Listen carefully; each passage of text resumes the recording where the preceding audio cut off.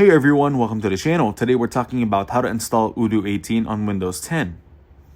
First, install Python 3.10 Plus from the official website, ensuring you add it to the system path during installation.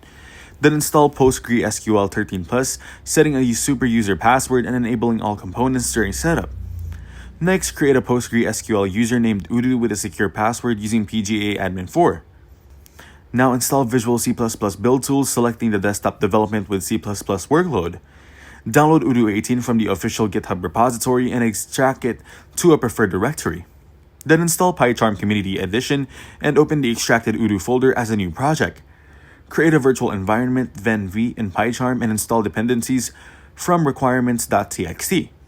Next, create an Odoo conf file with database credentials and specify the add-ons path.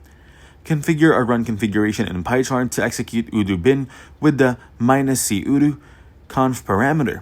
That's it for today's video, guys. If you enjoyed it, leave a like and don't forget to subscribe.